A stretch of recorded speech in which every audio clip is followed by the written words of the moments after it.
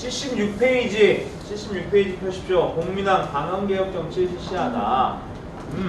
누가 등장을 하느냐? 공민왕이 등장을 합니다. 맞습니까? 네. 이름이 공민왕이야. 왕의 이름이 충땡왕이 아니네요. 맞아요?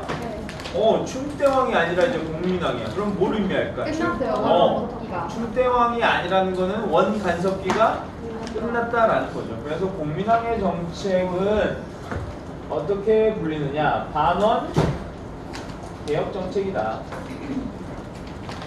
뭐 정책 또는 정치 뭐 이렇게 부를 수 있겠죠. 반원 개혁 정책. 원나라에 어떻게 하는 거야? 반대하는 거죠. 반원. 그래서 공민왕의 정책은요, 두 가지 키워드로 살펴볼 수 있습니다. 첫 번째는 원나라에 반대하는 반원 정책. 다른 하나는 왕권을 강화하는 정책이다. 이렇게 두 가지로 보실 수 있습니다. 고려 후기 원간섭기에는 지배층이 누구라고 했습니까? 권문, 세족. 권력이 있고 세력이 있는 애들인데 얘네들의 특징이 뭐라고 했어? 원나라를 배경으로 성장했기 때문에 친원적 성격이 있다라고 했죠. 맞습니까? 네, 친원적 성격이 있기 때문에 이 권문 세족들이 도평 의사사를 장악하고 왕권을 능가한다 그랬죠. 맞습니까? 그렇기 때문에 국민왕 입장에서 반원 정책을 펼치면 어떻게 해야 돼? 권문 세족을 억압하고 왕권을 강화시켜야 됩니다. 왕권을 강화시킨 왕들 있죠? 기존에 있던 어떤 왕들이 왕권을 강화시켰나요? 통일신라의 신문왕, 뉴스페이퍼 킹. 그리고 또 누가 있어요? 고려의 광종이 있잖아요. 이런 왕들이랑 정책이 유사한 정책들이 있습니다. 아시겠습니까? 자, 일단 교과서 두 번째 줄 보세요. 먼저 기철 등 신원 세력을 숙청했다. 숙청이라는 단어 기억나죠? 신문왕이나 광종 모두 숙청을 했잖아요. 그죠? 어떤 사람들? 기철 등. 기철이 누군데? 기왕후의 오파죠? 기왕후의 오파. 기왕후가 누굽니까? 원나라의 황후잖아요. 그러니까 기철도 당연히 친원적인 성격이 너무 강하겠죠. 그리고 원나라, 세계적 원나라의 황후의 오빠니까 권세가 얼마나 높았겠어요. 그래서 왕한테도 막 시건방지게 막 국민왕한테 막 이렇게 뭐라고 해야 될까? 뭐라고 해야 되지? 예의 없게 굴었다고 그래요. 그래서 나중에 국민왕이 기철을 제거해 버리죠. 자, 그 다음 그 줄 끝에 보세요. 정동행성을 폐지했다. 정동행성이 무슨 기구입니까? 동쪽을 왜 이렇게 글씨가 안 써지냐? 초크가 너무 별로다. 이건 변명이죠. 제가 그냥 글씨 못 쓰는 거죠. 정동행성은 뭐였던 기구예요? 정동행성은 뭐야? 동쪽을 정벌하기 위해서 만든 기구죠. 맞습니까? 어디를 정벌하기 위해서 만든 기구야? 일본을 정벌하기 위해서 만든 기구인데 일본 원정이 실패했음에도 불구하고 계속 고려에 남겨놓죠. 왜? 보호하기 위해서. 고려의 내정에 간섭하기 위해서 정동행성을 남겨놓는다 그랬죠.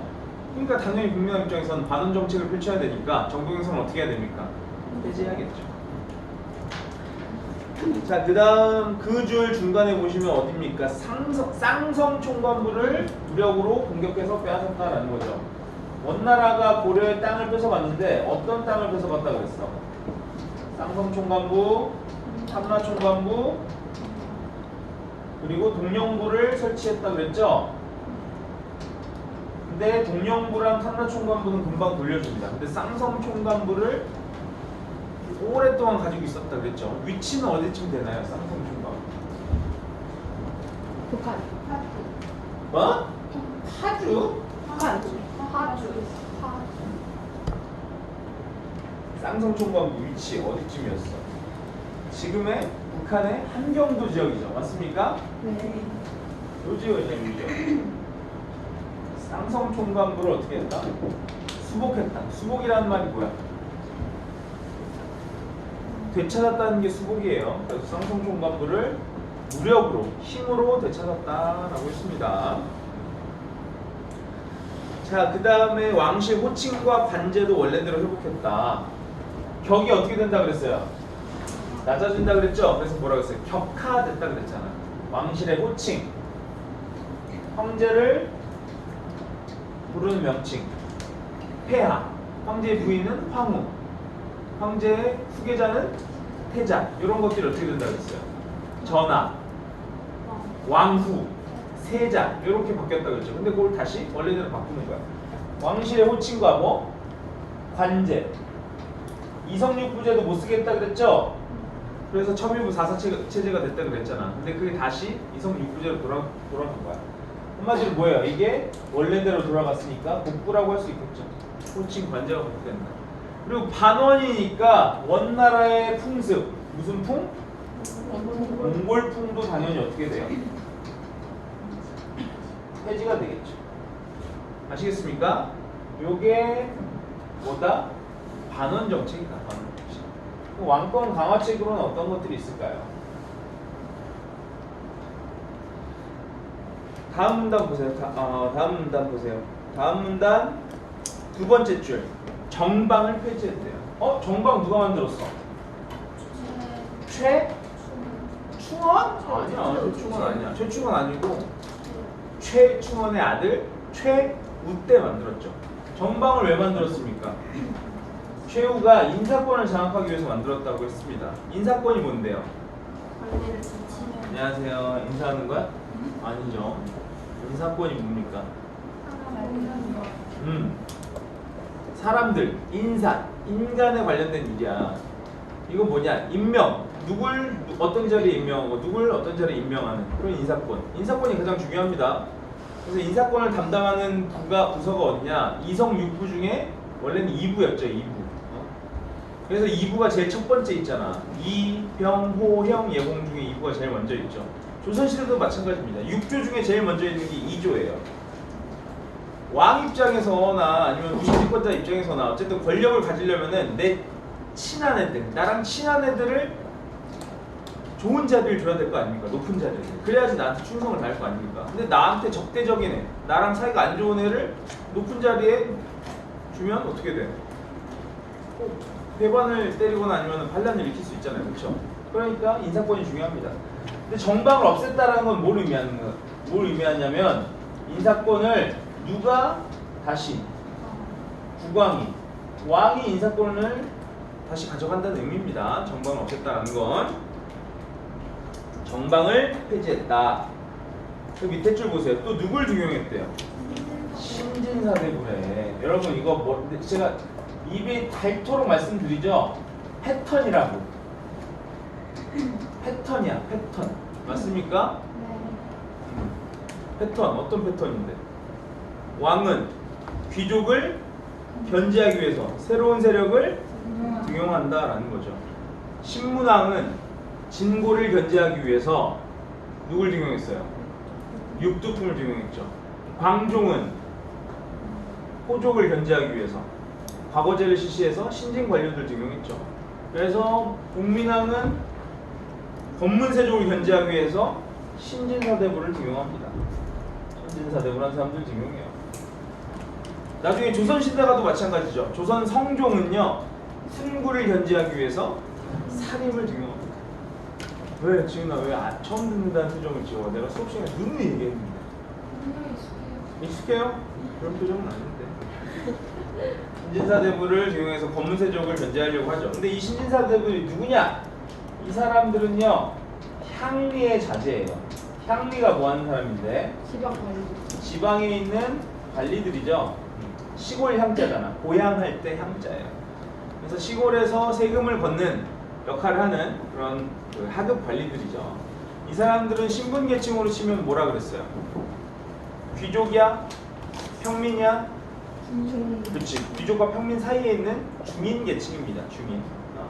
그러니까 이 사람들 입장에서는 신분을 상승하고 싶은 욕구가 있어. 그래서 자식들한테 공부를 시킵니다. 어떤 공부를 시켜요? 성리학이라는 공부를 시킵니다. 성리학은 유교의 하나의 일파예요. 유교 아시죠? 임금한테 충성해라. 부모한테 효도해라. 이런 걸 얘기하는 유교. 유교가 조금 이제 발전된 형태인데 요거는 뒤에 가서 조금 더 자세하게 설명해 드릴 거예요. 공부를 했으니까 이제 뭘 해야 돼? 공부했으면 뭐 해야 돼? 시험 봐야 되죠? 시험 봐서 관리가 돼야 돼. 그러니까 무슨 시험을 보는 거야? 과거 시험을 통해서 중앙 경계로 진출을 하는 거야. 어쨌든 이렇게 공부를 하려면은 뭐가 있어야 돼? 돈이 있어야 돼. 왜? 뭐 자기가 농사 지으면서 어느 틈에 공부를 할 거야. 사람들은 좀 여유가 있는 사람들이야. 땅이 있어. 그래서 지주야. 근데 땅이 권문세족처럼 엄청 많은 건 아니야. 그냥 적당히 먹고 살 만큼 있는 거야. 그래서 무슨 지주야? 중소지주. 그래서 지방에서 중앙 정계, 정치계로 진출하기 위해서 공부를 했던 사람들이 바로 신진 사대부들입니다. 그래서 이 사람들이 권문세족을 비판해요. 왜? 권문세족이랑 출신 성분이 다르잖아. 그렇죠? 이 사람들은 지방에 있고 과거제를 통해서 정계에 진출한 거예요. 근데 권문세족들은 어때? 음서를 통해서 진출한다고 했죠? 저 낙하산들 실력도 없는 새끼들 여기서 뭐 비판한다. 근데 그러면서 권문세족들은 땅을 대농장을 갖고 있으니까 저 나쁜 놈들, 저 놈들 때문에 고려가 망했어. 그래서 신진사대부들은 권문세족을 비판하고 공민왕이랑 손을 잡는 거예요. 아시겠습니까? 네.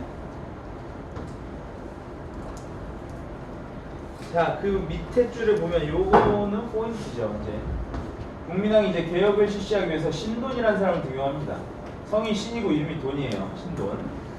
신돈이 어떤 기구를 만들어서 개혁을 실시하느냐? 전, 민, 변정, 도감이야. 도감은 식목도감에서 나왔듯이 뭐예요? 기구란 뜻이에요. 전민, 변정, 도감은 뭐다? 기구인데 뭐 하는 기구야? 전민. 전민 어떤 한자일까? 전민은 권문세족들을 억누르기 위해서 만든 기구입니다. 권문세족들이 어떻게 한다고 그랬어요? 일반 백성들의 땅을 뺏고 백성들 노비로 삼다고 했죠? 그래서 이 한자는 뭐야? 낮전자에 백성 민자입니다. 땅과 백성들을 바르게 분별해서 되돌린다라는 뜻이에요. 원래들은. 한마디로 권문세족에 뭘 뺏는 거야? 재산을 뺏는다는 얘기죠. 자, 이게 어떤 정책들이랑 비슷합니까? 강종이 실시한 노비 안건법, 그리고 신문왕이 실시한 관료전을 지급했다라는 것과 같은 맥락이에요.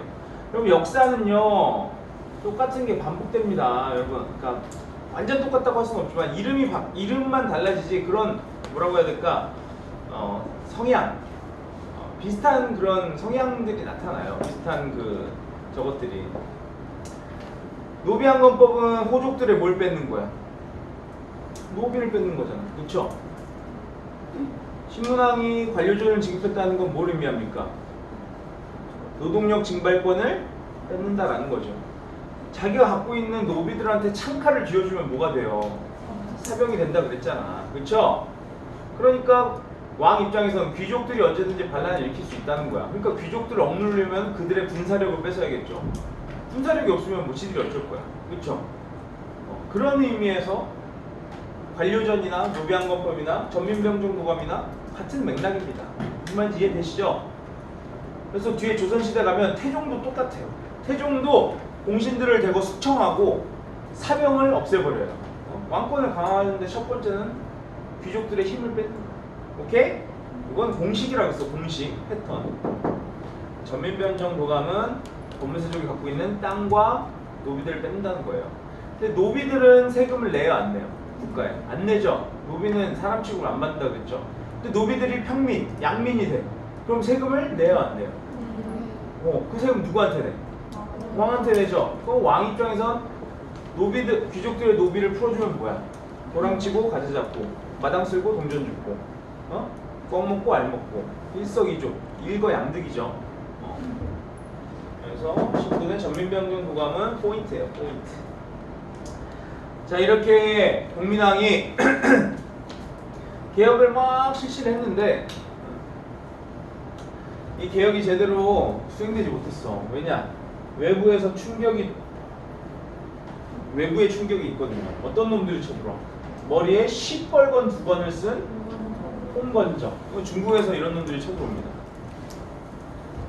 그리고 예나 지금이나 도움이 안 되는 새끼들이죠. 일본 도적놈들, 외구들.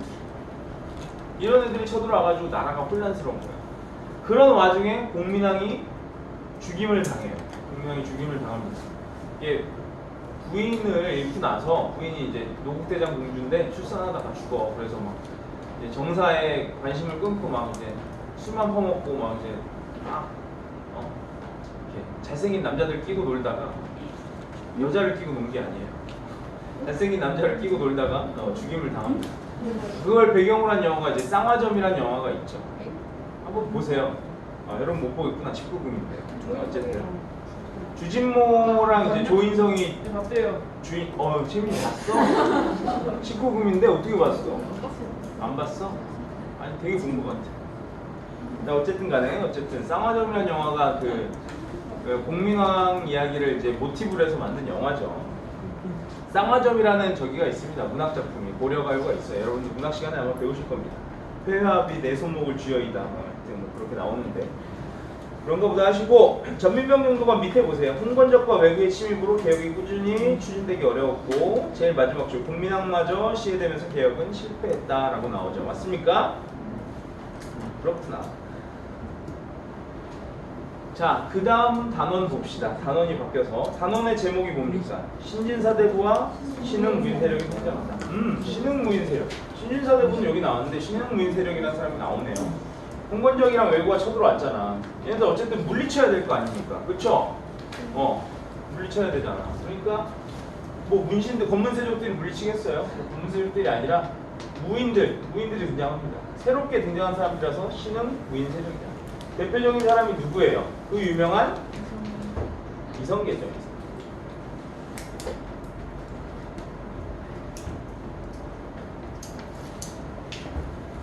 그래서 신흥무인세력이 등장해서 홍건적과 외구를 물리칩니다. 그리고 신진사대부들도 성장을 하게 돼요. 자, 교과서 봅시다. 두 번째 줄 보세요. 신진사대부는요, 신분상 누구의 자제가 많았대? 향리의 자제가 많았어. 중인층들이란 말이야. 중류층이에요. 그리고 경제적으로는 뭐다? 중부지주야. 여유가 있으니까 공부를 하겠죠. 이들은 과거를 통해서 중앙정치에 발을 디뎠다라고 나오죠. 그리고 권문세족을 비판하고 성략을 받아들였다라고 나오네요. 아, 이들의 특징이구나. 신진사대부의 특징은 이렇다. 신진사대부는 누구를 비판했다? 권문세족을 비판했다. 그래서 이 사람들은요, 이제 세력이 어느 정도 성장하니까 이제 분파가 됩니다. 분화가 돼요. 나눠진다는 얘기죠. 개혁의 방향성을 놓고 급진파 사대부가 등장을 합니다. 급진파 사대부. 이 사람들은 개혁을 해야 되는데 세술은 세 부대에 담아야지. 고려라는 나라 따위 그냥 없애버려. 고려는 없애버리자. 눈 좀 떠, 지은아. 눈꺼풀 얼마나 무거워. 온건파 사대부는요, 온건파 사대부들이 있습니다. 이 사람들은요, 야, 무슨 소리야. 우리가 나고 자란 나라가 고려인데 고려라는 나라를 어떻게 없애? 고려라는 나라를 그대로 유지하되 내부적으로 개혁을 하자. 라고 주장을 한 거죠. 급진파 사대부는요, 어떤 사람들입니까? 그 유명한 정도전, 남은 등이 있고요. 온건파 사대부는 이 몸이 죽고 죽어 100번 고쳐 죽어. 역시라도 있고 없고. 그 유명한 단심가를 지은 정몽주죠. 그 다음에 정도전이나 정몽주의 스승이 된 이색기가 아니라 이색입니다. 그리고 길제 같은 사람이 있죠. 500년 도읍지를 필마로 돌아드니 산천은 의구한데 인거는 간대없다. 이런 고려 왕조의 그 퇴색되는 모습을 보면서 지은 시조가 유명하죠. 여러분들도 나중에 문학 시간에 배우실 겁니다. 나연아. 열심히 좀.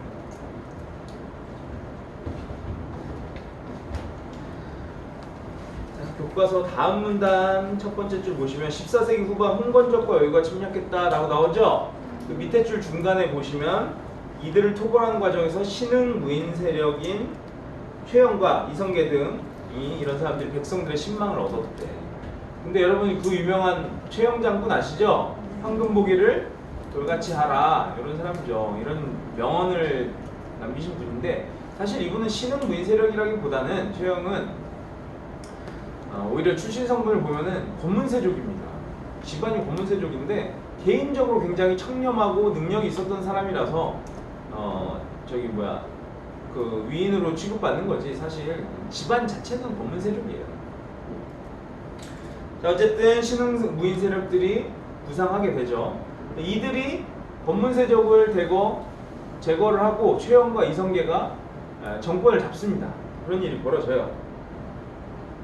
근데 그 와중에 또 어떤 일이 벌어지냐? 최영과 이성계가 또 트러블이 생기게 된 사건이 있죠. 이따가 설명을 해드리겠습니다. 그 밑에 줄 보세요.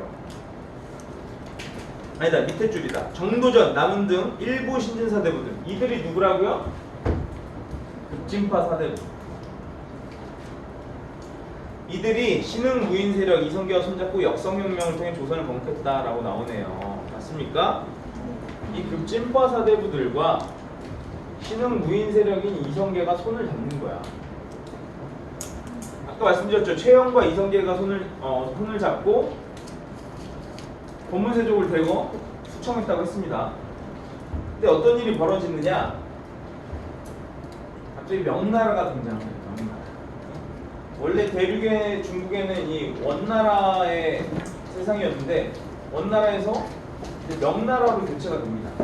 그래서 명나라의 태조 주원장이라고 하는 사람이 상당히 좀 성격도 괴팍하고 소위 말해서 이제 꼬장이 좀 심한 사람이에요. 꼬장이라면 알아요? 꼬장부리다? 갑자기 막 산 뒤엎고 갑자기 천령 이북의 땅을 내놔라. 우리나라 북쪽 그 압록강 두만강 있는 쪽입니다. 그쪽의 땅을 갑자기 내놓으라고 하는 거야. 거기 보시다. 갑자기? 최영이 어때요? 기분이 안 좋겠죠? 아 이거 명나라 안 되겠는데? 아예 먼저 선제 공격을 해버리자 이렇게 결정을 내려요. 최영이. 그래서 어디? 이 땅이 어디야? 그 유명한 요동이잖아. 랴오동. 요동을 먼저 선제 공격하자고 이성계에게 명령을 내립니다. 그러니까 이성계가 그거 좀 어려울 것 같은데요. 명나라 요새 뜨는 강국이라서. 그러니까 최영이 뭐라고 얘기하겠어요. 까라면 까. 그래서 이성계가 군대를 이끌고 요동을 정벌하러 갑니다. 근데 그때가 마침 여름이어가지고 비가 엄청 오는 거야. 그래서 압록강까지 갔는데 압록강이 어떤 섬에서 막혀요? 그 유명한 위화도라는 곳에서 막힙니다. 그래서 최영과 왕의 명령을 쌩까고 군대를 돌려요. 뭐죠 그게? 위화도 회군. 한마디로 위화도 회군은 뭐야? 쿠데타야, 쿠데타. 위화도 회군을 통해서 최영을 제거하고 정권을 잡습니다. 급진파 사대부와 이성계가 정권을 잡아요.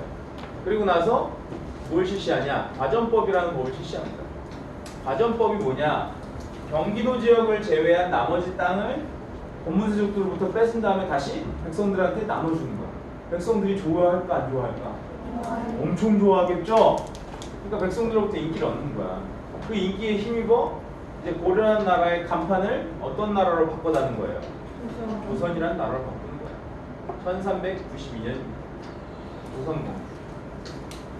아시겠습니까? 여기까지가 이제 고려의 멸망, 조선의 건국이에요. 78페이지 펴보십시오. 78페이지. 경제정책과 경제활동, 고려의 경제에 대해서 배울 겁니다. 우리는 역사를 공부할 때 정치, 경제, 사회, 문화 이렇게 나눠서 배우잖아요. 그렇죠? 그래서 경제는 뭐라 그랬어? 뭐와 관련된 거라 그랬어? 또 돈이라고 하려고 그랬지? 그치. 제가 말씀드렸죠. 역사에서 경제라고 하면 뭘 의미한다? 먹고 사는 문제다. 구석기인들은요, 자연에 의존해서 먹고 살기 때문에 무슨 경제야? 자연 경제라고 그랬잖아. 수렵, 어로, 채집 이런 거 구석기인들. 근데 신석기 혁명 이후에 신석기인들은 무슨 생활을 합니까? 농경 생활을 시작한다 그랬잖아. 그래서 정착 생활이 비롯되잖아요. 그렇죠? 맞죠? 그 이후로 우리나라가 현대 사회에 들어서 산업화 되기 전까지는 대부분의 사람들이 뭐 해 먹고 살았어? 보통 농사 지어 먹고 살았단 말이야. 그래서 우리나라는 농경 문화가 발달해 있습니다. 그래서 농사가 가장 중요하죠. 경제하면은 농업이 나오고 농업과 관련된 거는 가장 농사 짓는데 제일 기본적으로 있어야 되는 게 뭐야? 땅이죠.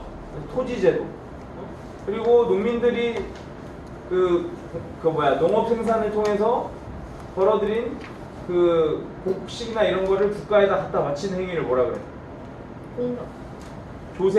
조세라고 하죠? 조세 납부. 조세의 형태 같은 것들도 여러분들 배우셨습니다. 고려시대 때는 또 배우게 되겠죠. 근데 고려랑 고대 국가랑 조세의 수치의 형태는 똑같아요. 세 가지로 걷잖아. 뭐야? 조세, 이거부터. 조세, 땅에 대한 세금. 그 다음에 특산물을 내는 곡물. 그 다음에 뭐야? 몸으로 때우는 역. 세 가지라고 했죠. 세 가지. 자, 그리고 노국과 관료전처럼 국왕이 관리들한테 관직에 복무한 대가로 뭘 주는 거야? 땅. 월급을 줘야 돼. 관료전. 그게 관료전이었잖아. 노급에서 관료전으로 바뀌었다가 다시 노급으로 바뀌었죠. 이제 요거에 대해서 배울 겁니다. 이제 고려 경제에서 첫 번째로 나오는 건 바로 관직에 대한 대가로 월급을 주는 제도. 즉 이게 뭐냐? 전식과 제도라는 겁니다. 아시겠습니까? 첫 번째 문단 보세요. 전식과 체제가 마련되다. 전식과라는 건 무엇이냐? 아까도 말씀드렸죠? 월급을 주는 겁니다. 근데 이 국가에서 세금을 걷어가지고 그걸 다시 관리들한테 나눠주는 게 아닙니다. 땅에 대해서 뭘 주는 거야? 수조권을 주고 그 수조권을 가지고 먹고 살아라 라고 하는 거야. 수조권이 뭐냐? 제가 이렇게 말씀드렸습니다. 수조권은 조세 수치권이다. 제가 관료전이랑 노급 설명할 때 굉장히 강조했죠? 조세 수치권. 조세 수치권이 뭐야? 세금을 거둘 수 있는 권리야. 왜 이게 나오느냐? 우리나라는 기본적으로 왕토 사상이기 때문이죠. 왕토 사상 때문에 이런 게 나오는 거예요. 국가의 모든 땅은 관념적으로 누구의 것이야? 왕의 것입니다. 실질적으로는 뭐 백성들이 자기가 몇 대에 걸쳐서 땅을 소유하고 그 땅을 경작을 하잖아요. 근데 관념적으로는 모두 다 왕의 땅입니다. 그렇기 때문에 왕한테 뭘 갖다 바치는 거야? 세금을 갖다 바치는 거야. 왕토 사상 때문에. 그래서 국왕이 일부 지역을 주고 그 지역에서 세금을 걷어서 먹고 살아라 라고 뭘 주는 거야? 수조권을 주는 거예요. 수조권은 조세 수치권이다. 수조권이라는 개념에 대해서 잘 일단 알아두셔야 됩니다. 이건 조선시대 때는 또 나와요. 조선시대 때도 역시 수조권을 주거든. 자, 그래서 고려시대에 왕이 관리들에게 수조권을 줬던 그런 제도들은요, 역시개경입니다. 역시개경. 고려의 수도가 어디예요? 고려의 수도는 개경이죠. 고려의 수도는 역시 개경이야. 그래서 처음에는 역분전이라는 제도가 있습니다. 고려 태조 때. 그 다음에 시정전식과가 생겨나요. 전식과예요, 여러분. 전식과. 전식과가 어떻게 된 거야? 시작된 거야. 그러니까 시정전식과죠. 전식과가 한번 바뀌어요. 그래서 무슨 전식과? 개정전식과. 그 다음엔 뭐예요? 여러분 기록을 경신했다라는 말 들어본 적 있죠? 경정전식과가 등장합니다. 적지 마세요. 왼쪽 표에 나와 있어요. 너무 늦게 말했나? 왼쪽에 있는 표 봐봐. 미안해. 왼쪽에 있는 표 보세요. 그래서 파란색에 뭐가 나와 있습니까? 역시개경이 나와 있죠? 보세요. 나와 있죠? 목표를 잘 보세요. 이 개념이 좀 어렵기 때문에 여러분들 제가 문제를 내면은 상당히 어렵게 나올 수 있습니다. 그러니까 100점을 받고 싶으시면 이 부분을 잘 공부하셔야 돼요. 이해되시죠? 일단 역분전은 뭐냐? 고려 태조가 호족들에게 땅을 나눠줬습니다. 역할에 따라서 나눠줬다고 해서 역분전인데, 이거는 그때 당시에는 고려 초기에는 호족들의 힘이 굉장히 강했죠. 호족들의 세상이었단 말이야. 그래서 고려 태조가 땅을 나눠줬다기보다는 호족들이 갖고 있는 토지의 지배권을 인정해주는 개념이라고 보시면 됩니다. 역분전은. 말이 어렵긴 한데 한마디로 너희들 세력 인정해줄게. 뭐 이런 느낌이야. 역분전. 뭐 역분전은 그런 거보다 하시고 그 다음에 전식과가 중요합니다. 전식과 보세요. 표 보세요. 광종 이후에 경종 때 시정전식과 전식과가 시작됩니다. 광종 때 호족을 대거 숙청하면서 어때요? 왕권이 강화되죠? 그래서 광종의 아들이 경종이에요. 경종 때 전식과가 시작돼. 전식과가 시작돼서 시정전식과예요. 뭘 의미하느냐? 호족들이 각자 땅을 갖고 있는 게 아니라 호족들의 힘이 약화돼가지고 이제 국가가 호족들한테 뭐야? 땅을 나눠주는 거야. 수조권을 주는 거야. 이건 뭘 의미해요? 그만큼 호족의 힘은 약화되고 왕권은 강화됐다. 중앙집권이 됐다는 아닌 얘기예요. 어느 정도. 근데 시정전식과는요, 여러분 보세요. 기준이 뭐래?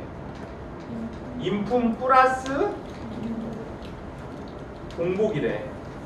공복은 뭐야? 관직의 높낮이에 따라서 공복을 달리 입죠. 관직이 높으면 잔주색, 그 다음은 빨간색, 그 다음은 뭐 파란색 이런 식으로 관직의 높낮이에 따라서 공복을 달리 입잖아요. 근데 공복이라는 거는 명확한 기준이 있어. 그 사람의 관직이야. 근데 인품이라는 거 명확한 기준이 있어요? 나는 진짜 실반에 오면은 여기 인품이 좋은 친구들이 너무 많은데 누가 제일 좋은 것 같아. 이렇게 얘기할 수 있죠. 근데 다른 선생님이 들어오시면 실반에 나는 그 친구보다는 다른 친구가 더 좋아. 이렇게 얘기할 수 있잖아. 인품이라는 건 지극히 주관적이고 개인적인 거죠. 객관화 시킬 수 없죠. 수치화 시킬 수 있어요, 인품? 태연이는 99점, 채민이는 9점, 석희는 3점. 이렇게 수치화할 수 있어? 없죠, 그런 거. 말이 안 되죠. 근데 인품에 따라서 나눠줬다는 걸 뭘 의미하느냐? 아직까지 호족이라는 호족들이 세력이 있다라는 거야. 그래서 세력이 큰 사람들한테는 조금 더 뭘 주는 거야? 전식과를 더 주는 거죠. 무슨 말인지 이해되십니까? 전식과라는 말도 이해를 하셔야 됩니다. 전식과. 요거는 수조권을 준다라고 했죠? 저는 그럼 무슨 한자일까? 토지와 관련된 받전자겠죠. 시는 뭘까? 여러분 시는 제가 몰라서 안 쓰는 게 아닙니다. 귀찮아서 안 쓰는 거예요. 사실 몰라. 사실 몰라요. 시자는 뭐냐면은 이런 걸 의미하는 거예요. 산에서 뭘 얻을 수 있어? 밭에서는 곡식을 얻겠죠. 산에서는 뭘 얻어요? 나물이라고 하지 마세요. 나무를 베어서 겨울에 뭘로 사용하는 거야? 땔감으로 사용하는 거예요. 나무를 뭔데? 그래서 전지는 곡식을 얻을 수 있는 논밭을 얘기하는 거고 시지는 임야, 산을 얘기하는 겁니다. 나무를